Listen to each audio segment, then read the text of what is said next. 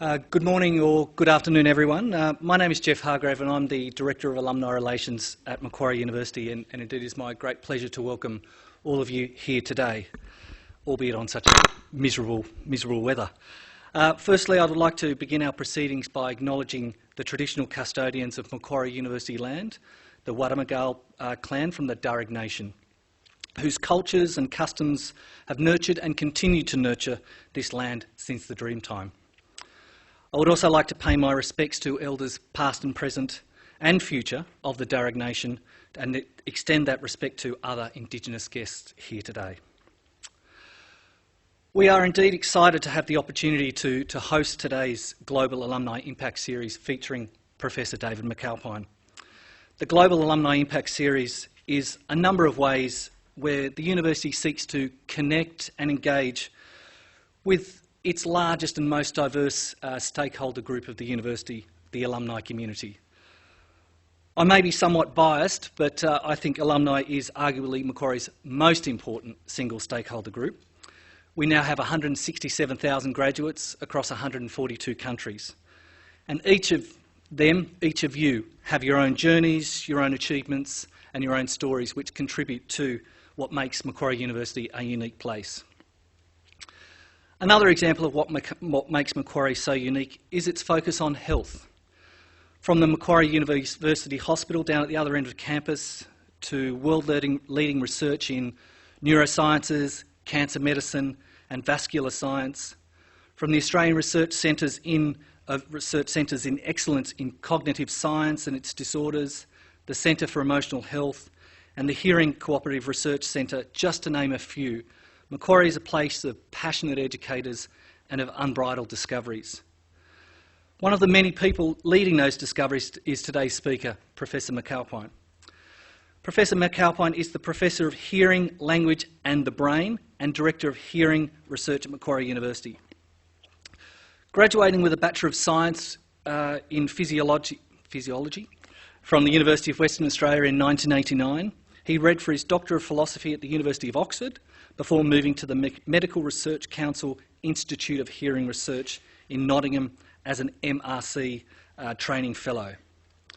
Following a short period of time as lecturer at Sheffield University, David moved to University College London in 1999, first as a lecturer and then as a reader, and then in 2005 as Professor of Auditory Neuroscience.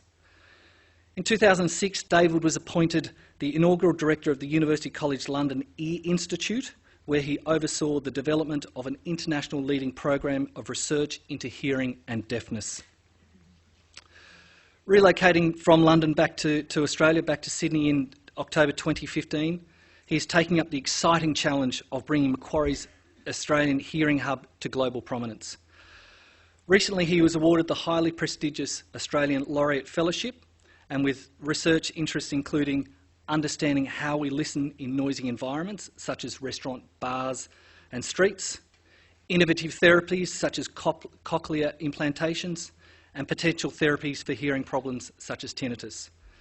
Outside of the lab, he has worked with a range of artists and theatre groups on projects at the Science Meets Art interface, and occasionally dabbles in stand-up comedy, albeit in an unofficial, unprofessional manner, I've been told. David will present for us Combating Hearing Loss, one ear at a time, and we will have questions. We have got time for questions at the end, so please, we encourage you to think and contribute to the conversation.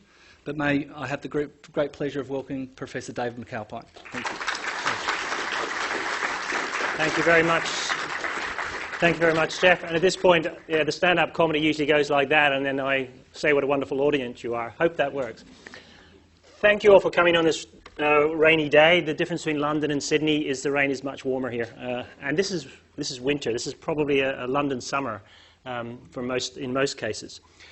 And thanks, Jeff, for the introduction. My title that I was given, I think, was Combating Hearing Impairment One Ear at a Time. I've changed it slightly. It's combating hearing impairment 2 ears at a time. They're not just for keeping your glasses on. It's important to have 2 ears, and at the end of my talk, towards the end, I will be telling you why 2 ears is better than 1. In fact, why it's necessary, really, for effective communication to have 2 good ears. But really what we're talking about And what I've been interested in for a while is communication over the life course. We used to think about hearing as being your ears. We think you hear with your ears, but we know that we listen with our brains. So the interface between your ears and your brain is a critical factor in healthy communication over the life course. And that's the sort of thing I want to talk about today. Jeff mentioned it. I've moved here because of the great exciting challenge of the Australian Hearing Hub at Macquarie University. And when I landed in Sydney for my interview just over a year ago, and I moved here in October, it was what I saw not just as a building, which is the Australian Hearing Hub. You may have come up that road to get here, and there's the roundabout at the top, but it was the vision that Macquarie has for how it's going to take hearing and communication and the study of deafness and the therapies and interventions for hearing problems onto a global stage. Now, part of that is evident there. I'll come to it in a minute. But it's also, someone like myself, about the science, how we get science into clinical settings. And we have amazing facilities. This is an anechoic room in the basement of the Hearing Hub, down underneath the ground here, in which we do an awful lot of hearing tests. And this room is essentially a room without echoes. It's padded walls, and you can do all sorts of hearing tests on people with hearing aids and cochlear implants. But the real exciting bit for me was the connections we have at Macquarie with the Hearing Hub. And so the hub was founded a few years ago, 4 or 5 years ago, by Macquarie, with all of these partners. Some of these are household names for you: National Acoustics Lab, Australian Hearing, the Royal Institute for Deaf and Blind Children, the Shepherd Centre, Sydney Cochlear Implant Centre, and of course Cochlear. And it's the combination of these partners and Macquarie that I think is going to really make a transformation in how we understand how the hearing brain works, how the ears work, how they go wrong, and how we might fix them.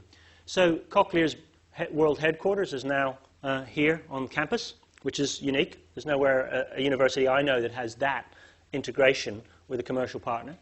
And the Royal Institute for Deaf and Blind Children, some of you might know their facility, the Renwick Centre out at North Rocks. They're moving onto campus. So the Renwick Centre is moving with its schools for deaf and hard of hearing children onto the campus as well. So a real chance to look at the whole flow of how people are actually engaged with understanding communication over the life course and how it goes wrong and how to fix it.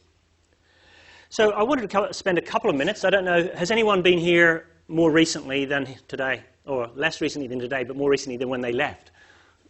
Yes. Good, but not many, and maybe not too many. And I just thought I'd give you a little flavour, as well as the broad view, of what we're doing in that building that we saw a few minutes ago in terms of education and research, and then spell out what the research questions in hearing and deafness are, and how we're trying to solve those. But if we think about what many of us go to university for in the first place, because we don't really know what a career is, and we certainly don't, as scientists, understand what we're going to do after we leave our undergraduate studies, we have a very strong commitment to education, and education that's a pathway to clinical studies, so a pathway to clinical audiology. So there's a fantastic Bachelor's of Speech and Hearing and Language Sciences that can lead to clinical degrees in clinical audiology or speech and language pathology. And all of this is now housed in the fit-for-purpose Australian Hearing Hub. And there's also an integrated education that leads to research. And more of our research is informed by what we're seeing in the clinic, and more of our research is going back to the clinic direct. So research has often been taken as scientists have an idea, write a grant, get the grant rejected, write the grant again, get the money, do the work for 3 years, take 2 more years to publish, and then someone might read your paper. Well, in fact, before publish, it's reject the paper and then send it somewhere else for publication and finally get it published, and someone might read it. We have to short-circuit that process, where things that go on in the lab today are moved swiftly into the clinic, and problems in the clinic come back to the lab and vice versa. And that's what the hub is really doing with not just the education, but the research. So as well as going on to a clinical program, you can take a master's by research, which is the new Macquarie way of doing things. There's no longer the bachelor's followed by the honours. It's a master's of research rather than the honours into a PhD. And of course, what's happening here at Macquarie is that people are coming from all over the world and all other disciplines, physics, maths, biology, into the research program at the Hearing Hub. And that is really making it a global hub. It's not the Australian Hearing Hub, it's a global hearing hub. And with Cochlear and the alignment we have with our clinical partners and our charity partners, it's really becoming something spectacular. And we have a bunch of clinics in the Hearing Hub. Some were mentioned today, but there's an extensive suite of clinics: speech and hearing clinic, cognitive clinic for reading, psychology clinic, and the Centre for Emotional Health. And people who are deaf, kids who are born deaf, don't just have a communication disorder with speech or hearing speech. First, their speech is a problem itself, so they can't hear, they also can't speak as well, and they have a lot of rehabilitation for that. But they also, especially those with cochlear implants, even though they're performing very well and certainly better than they could ever have hoped to before the implant age came through, their reading performance relative to their peers is never catching up. So it's not just communication in spoken and hearing communication, it's written and reading communication that also is damaged by hearing loss. So having a clinic perspective that's all of these things together, including emotional health, the transition from home to school, from school to secondary school, to education, higher education, to work, all of these transition points, which we take for granted as having emotional, social aspects for kids with normal hearing, are even bigger barriers. And so putting emotional resilience in there to kids who've got hearing problems and communication disorders, who can't understand the conversation and banter in the corridor, never mind what the teacher's saying from the front, that's something we're working on as well. But what I'm going to really talk about is how that program that we're doing is really leading to something we now know as transdisciplinary research, which is taking our understanding of biology, for example, from small animal studies that have been done for many years, now into human brain imaging, human studies that can be taking place out in the street, where people's brain activity is measured in real time with a device that looks a bit like your phone, measuring what your brain is doing as you're trying to navigate a noisy, busy street, for example. So it's transdisciplinary, across the disciplines, from engineering to biology to medicine, all in one hit.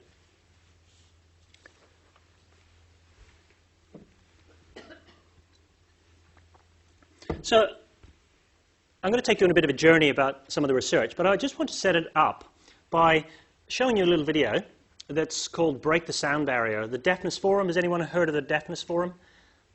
They've had a campaign recently aligned with the election, and just before the election was called, former Prime Minister John Howard was at the Australian Hearing Hub for the Deafness Forum's annual conference, where he gave an oration, and they launched the Break the Sound Barrier. I'm going to see if this works. I'm hoping it does.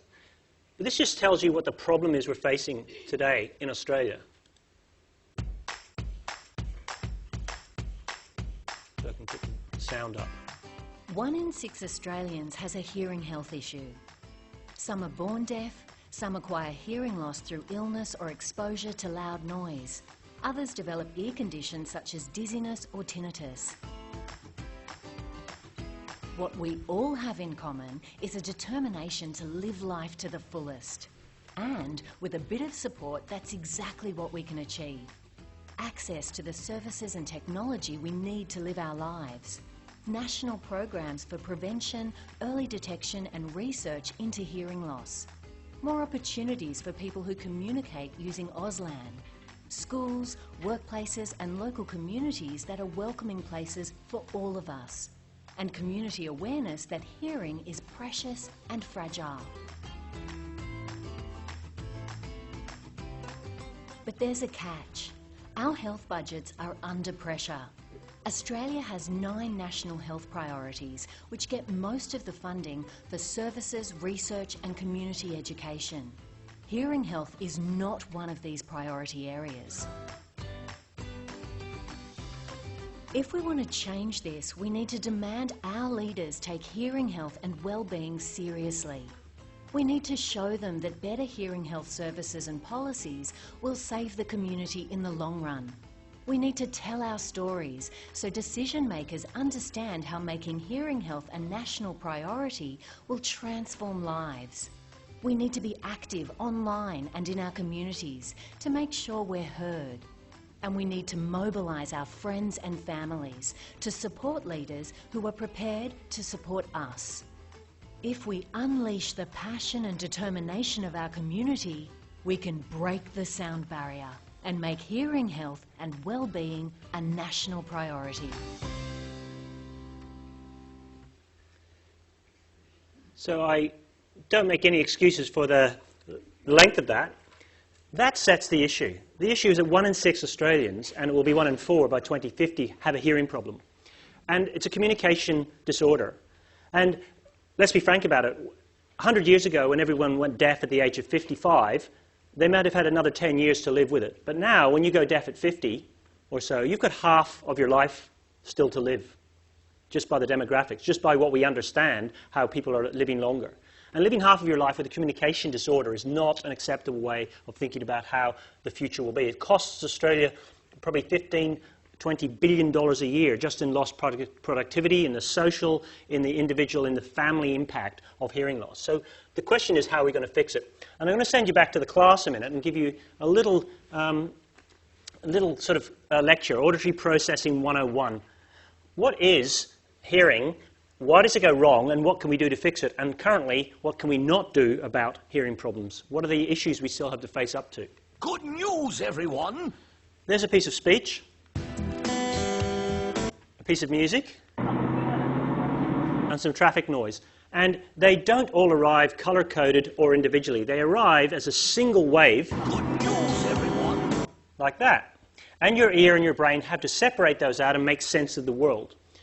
Inside each of your ears, good news, everyone, is a little structure some of you know called the cochlea. There's the outer ear, there's the middle ear, the little bones, and there's the cochlea, and that's the business end of hearing. It's also where things often start to go wrong. So the cochlea, if you unrolled it, has a membrane, shown in green here, that vibrates to different sound pitches, different sound frequencies. I'll show you what it looks like, and we'll unroll it. There it is unrolled, and it's this membrane that goes from the basal end, which is actually thinner, and the different pitches of sound are exciting or moving this membrane at different points. And that's what's happening in your inner ear. All of the sounds in the world have been separated out into different points along this membrane that's activated.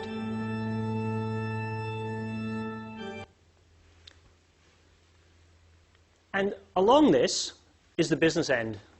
Along this membrane, called the basilar membrane in your inner ear, is the business end. It's the place where things go wrong. It's a place if you've got age-related hearing loss, or you've got industrial hearing loss, or you've got maybe shooting, clay pigeon shooting, or hunting. This is the business end where things go wrong. And it's it's the area around these little sensory hair cells. You've heard of the hair cells, the sensory hair cells. There are 3 rows along the whole length of this cochlea. There are 3 rows of these little hair cells. You can see the hairs on top, stereocilia they're called. And there's 1 row of these inner hair cells, and these are the auditory nerves that go off to the brain. And what happens in a healthy ear, I just showed you the hairs at the top. A healthy ear, those are the little hairs of the 3 rows, and they spiral all the way up to the top of the cochlea. And there's the hairs on the top of the hair cells of the inner hair cells. That's a healthy ear. Essentially, in a damaged ear, you go bald.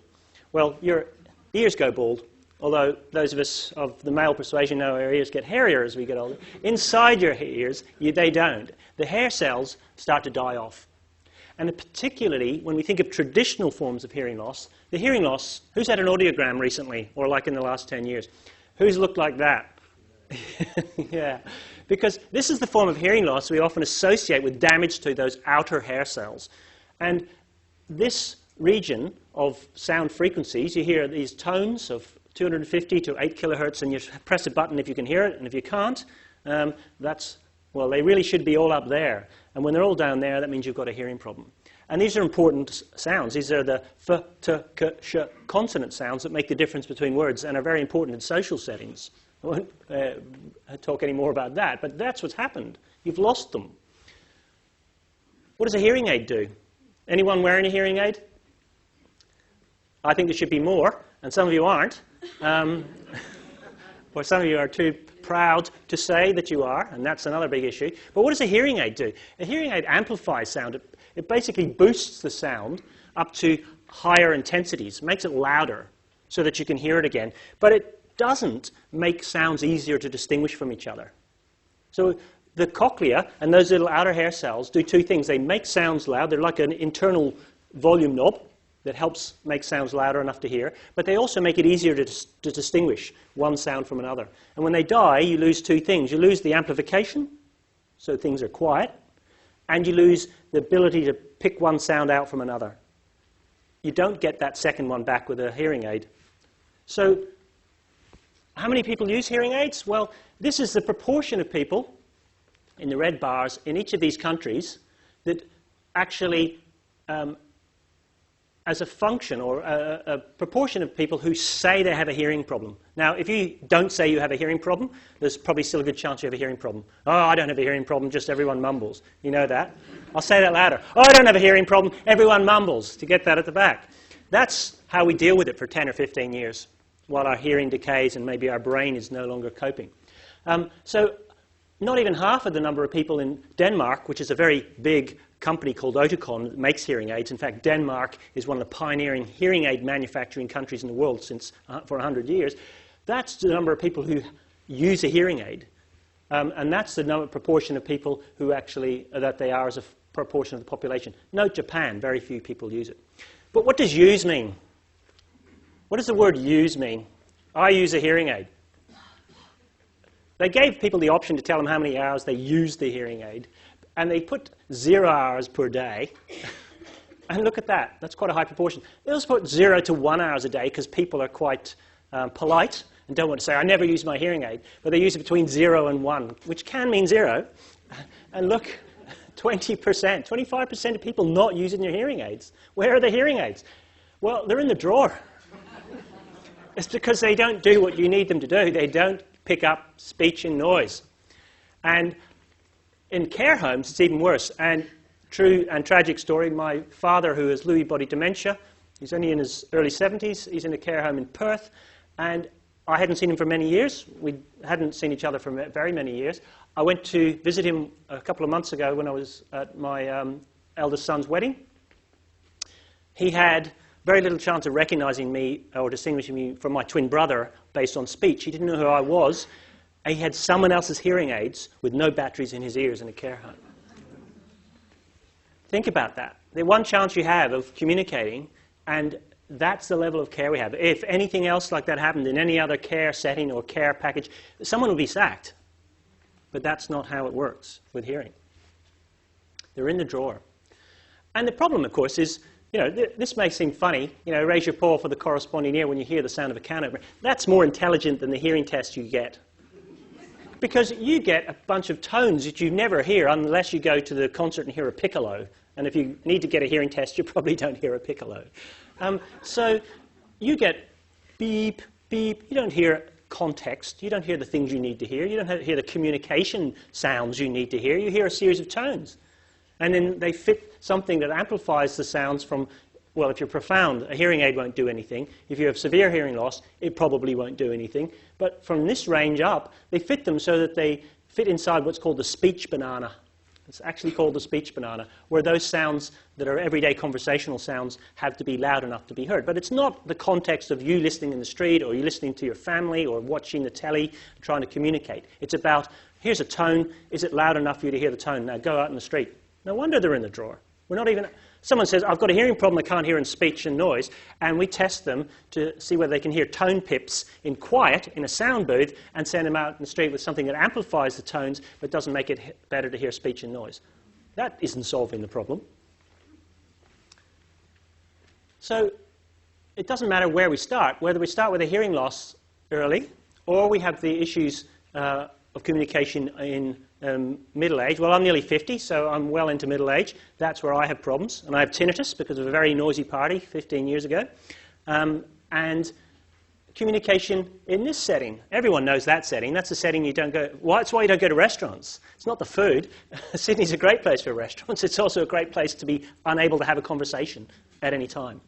And that is the challenge. We haven't got devices that are helping us do that. And we haven't even got an understanding that you turn the noise down.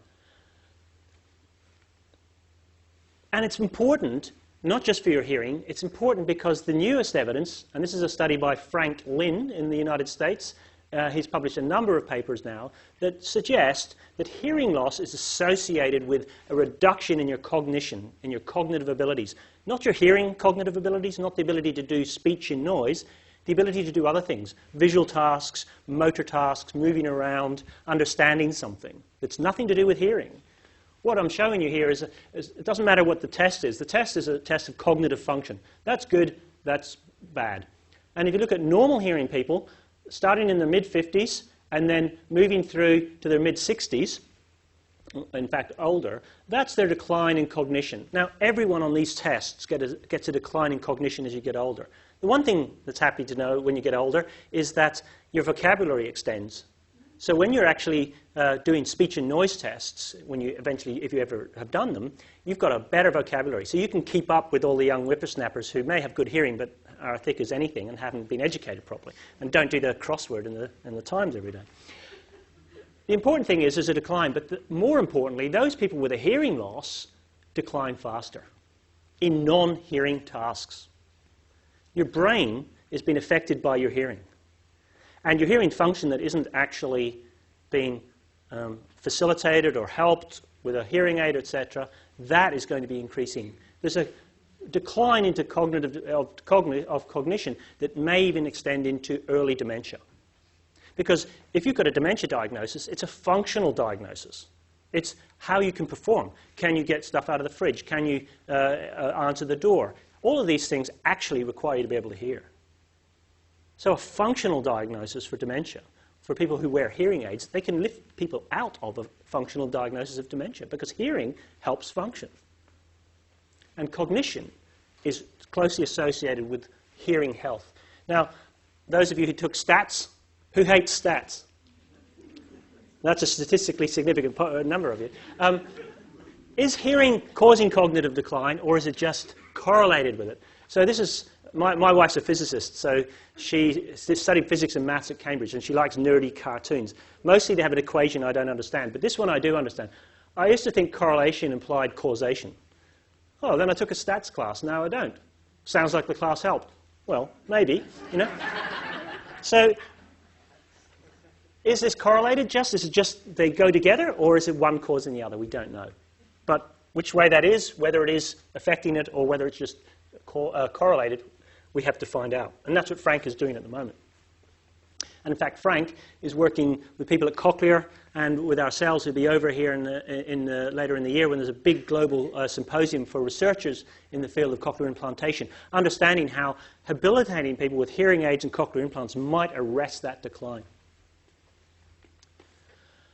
But it's no longer noise at work that's doing this. This is a weaving loom in the developing world, and in the developed world, it used to be that you were exposed to noise at work. And my uncles and my father all worked at Harland and Wolff shipyards in Belfast, which is where I was born, and they're all deaf. Those that are still alive, obviously, but they were deaf in their 50s and 60s. Industrial noise has been replaced by social noise. And you do it to yourself. You get on the train, it's noisy, you put your headphones on, you crank it up, and you're exposing yourself to the levels of noise that in the industrial world are illegal.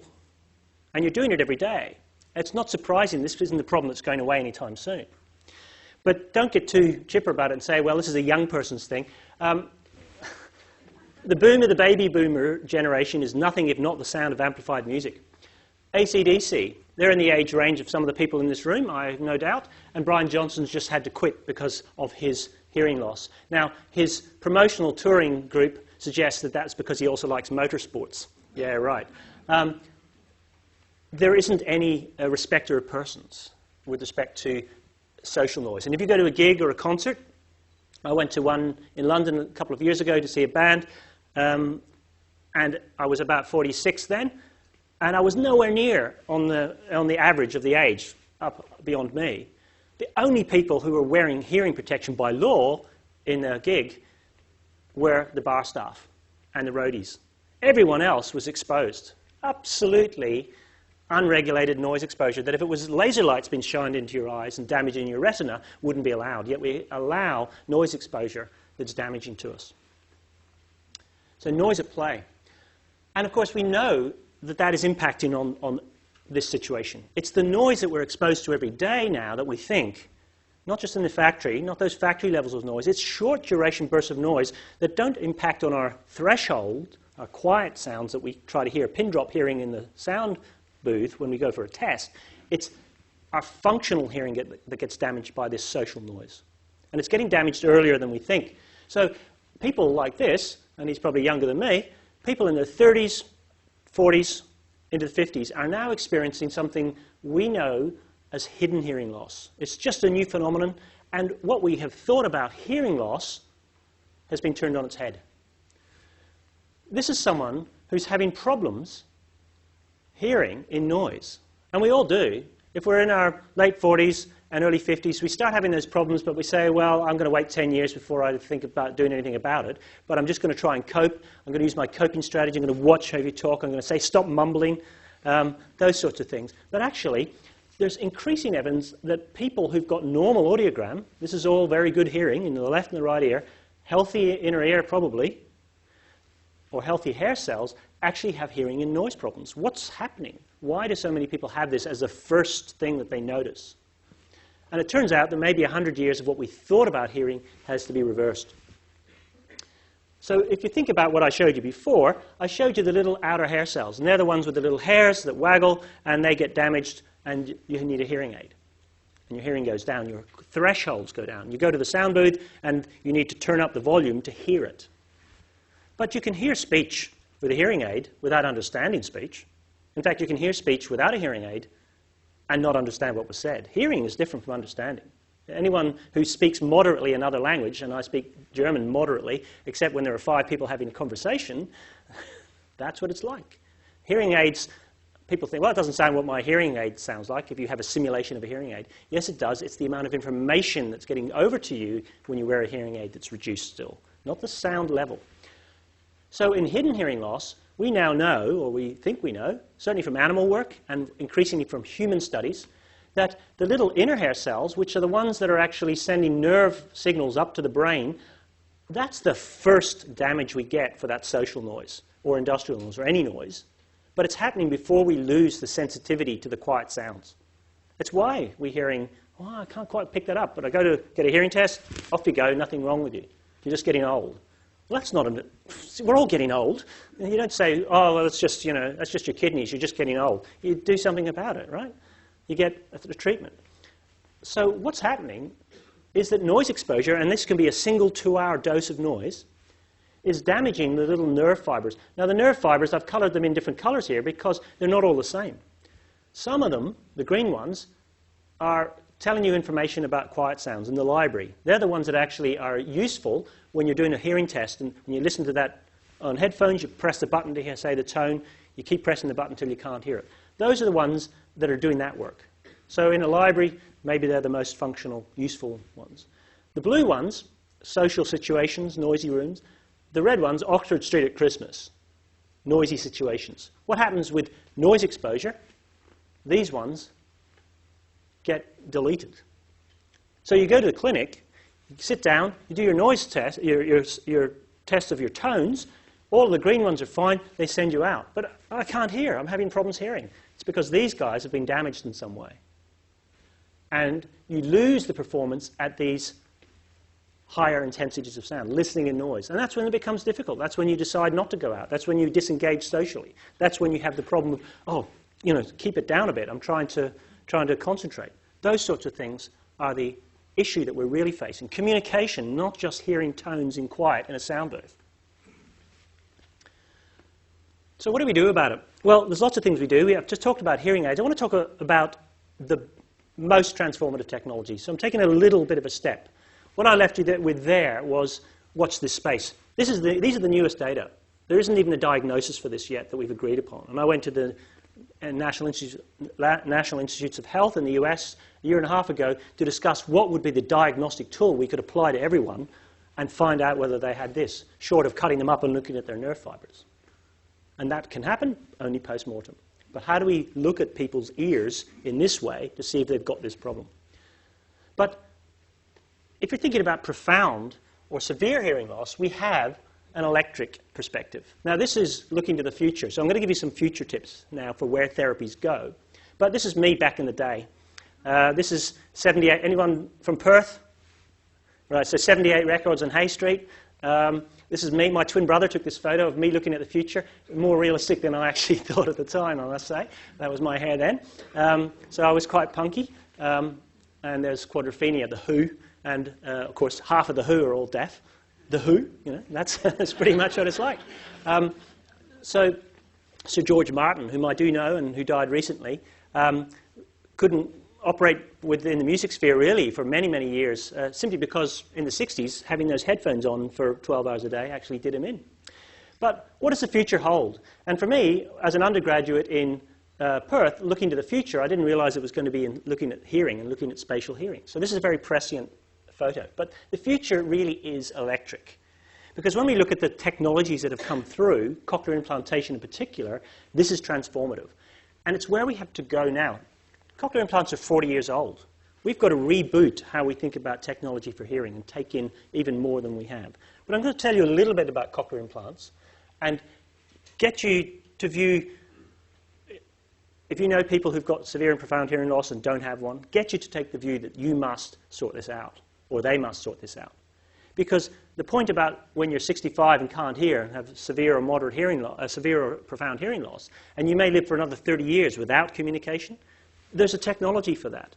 But 5% of adults who could benefit from one get one. In Australia, with Cochlear, with all the hearing services we have, only 5% of adults get one. That's terrible. 5% of adults who need one get one. That's terrible. They're transformative. Most of you know what they look like because you see this all over the place. This is a device which is like a hearing aid at one end, and there's something that sits on the side of the head, and this is implanted inside the head, so that's that bit there, that is that bit there, and it turns sounds into electrical pulses and feeds them through into the cochlea, along these little electrodes, and stimulates the nerves when the hair cells are dead. So it's stimulating your brain directly. And so what it does, it takes a piece of speech, for example, it divides it up into all the little sound frequencies, and feeds them up the wire to the right place where each of these sound frequencies is usually stimulating the hair cells.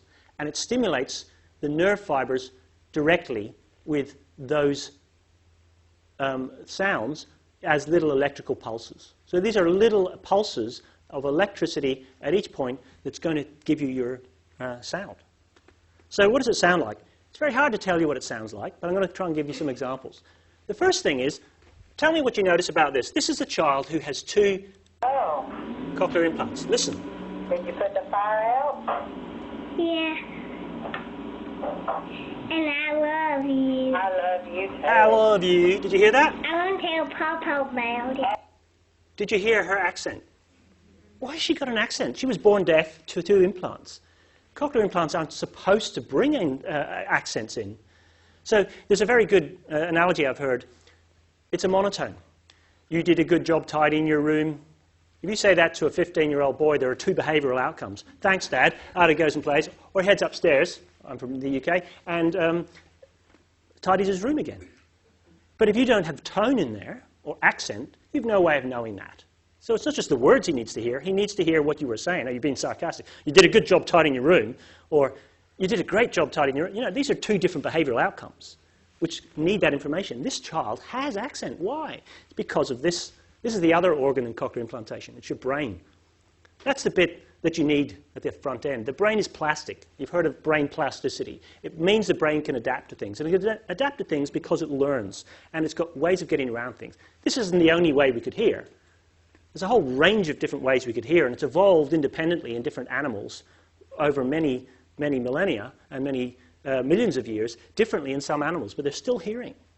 So your brain can take information, and all of the pathways from the ear all the way up the brain up to this level, the cortex, the big wobbly bit at the top that helps you learn French, that's the thing that actually is working with a cochlear implant. You put a cochlear implant in a 6-month-old, and suddenly to have an accent, if they're in the right part of the world, to have that accent. That's amazing.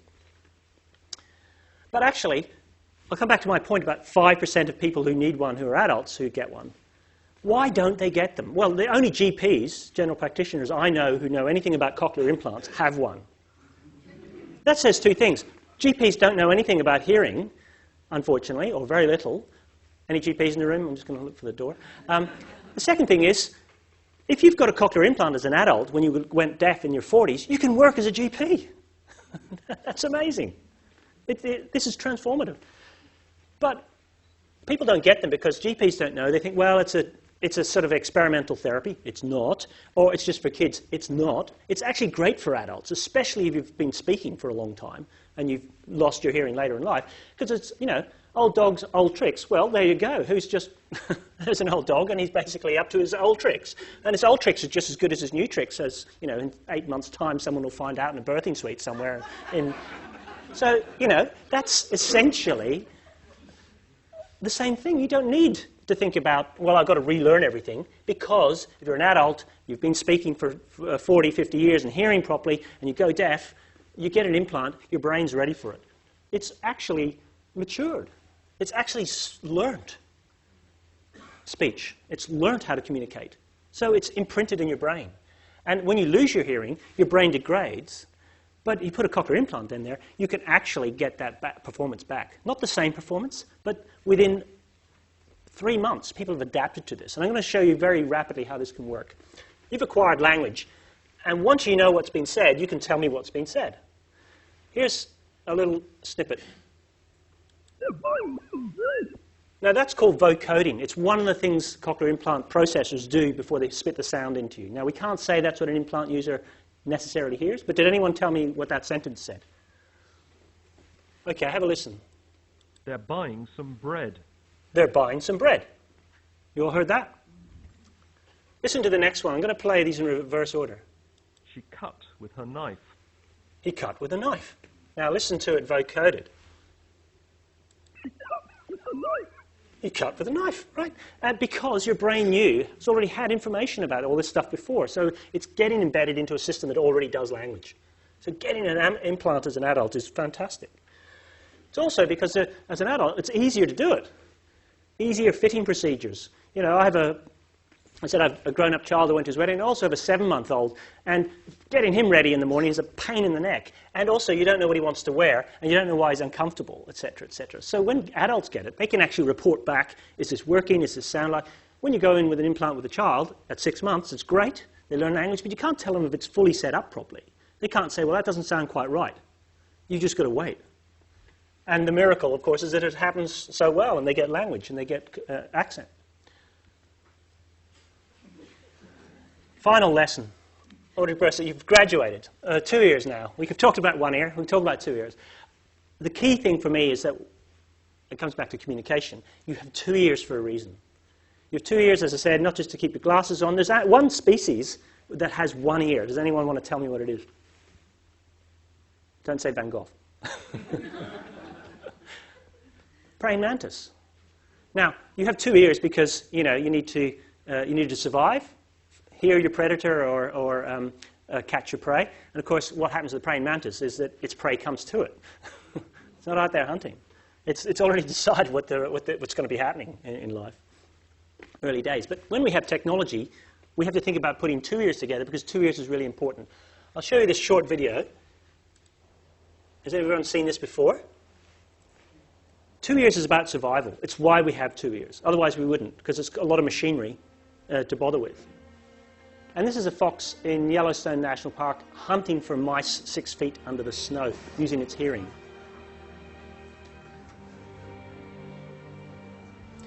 That's about survival.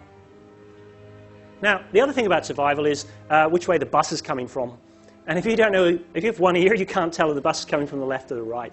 Never mind the social embarrassment of turning to speak to someone who was actually over there in a crowded room. So it's about survival, but it's more, as I've just said, about this situation. 2 ears is what gets you out of problems in the restaurant. It's what allows you to pick out the sound and suppress the noise. It's like an internal noise cancellation system like you wear on your headphones. It actually reduces the noise and picks the signal up. It tells you where people are in space, and you can orient towards them. So you don't need to know they're over there. What do you do when you hear something over there? If you don't hear it's over there, or you don't hear it at all, you don't do anything. Or you turn the wrong way. So 2 ears does cocktail party listening. It also does this. And this is a major challenge for people with hearing aids and cochlear implants, reverberation. It's a killer. Because most of the sound energy, not in this room, which is baffled, but in most rooms, most of the sound energy comes from the walls. But when you've got normal 2 ears and normal brain and healthy hearing, you don't hear all the walls bouncing back, all the echoes. You suppress the echoes, you hear the speaker, and all of the other sounds become the room. It's connected to your environment. When you've got good hearing and good spatial hearing, you know the difference between the bathroom and the library just by listening. And so hearing, spatial hearing connects you to your environment. People without spatial hearing are disconnected from their environment. They can't tell the room, they can't tell the environment around them, they can't tell the space in which they're in. And people with hearing aids find that difficult. Reverberation is very destructive. People with cochlear implants are very, very poorly served by when there's reverberation. It's impossible because your ear and your early parts of your brain basically let you listen to the speech, and they get rid of this long tail of reverberation and remove it. They don't take it away, they make it into information about the room. The object, the speaker, the room. And you can't separate the object from the room when you can't de-reverberate. So cochlear implant users and hearing aid users who have this problem hear a mush. And that's 2 ears helps you get over that.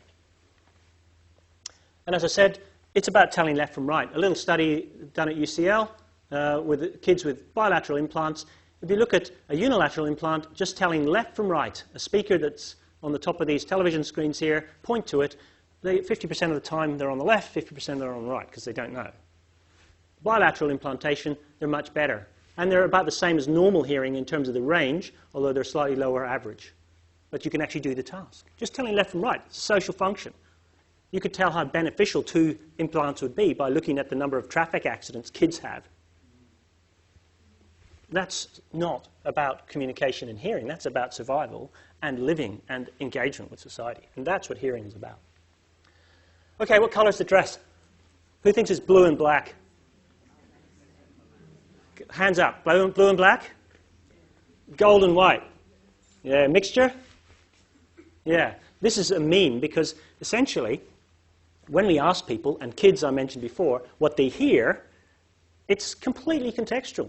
You're not actually reporting what your brain's doing. You're telling me what you think I want to hear, what maybe you had a bad breakfast, so it's impacting on you. You go out night clubbing a lot. That's why you see black and blue in these, apparently, all of you, or one of the reasons. And this changes. If you change the lighting, it'll change. So remember this dress on the interweb. Well, I'm going to play you some tones. And any musicians in the audience? Or it doesn't matter how professional or otherwise. A few, but it doesn't matter. This works equally badly, quotes, for musicians and non-musicians. I'm going to play you a series of tone pairs. And they're separated by a half octave. And there'll be beep, beep. And I just want you, if you hear the second beep go up in pitch, put your hand up. And if it goes down in pitch, just keep your hands down. But there'll be 4 pairs. And I just want hands up if you think it went up. Don't look at your neighbour. In fact, close your eyes. Everyone. Or maybe you had them closed, I don't know. Up. Up, up.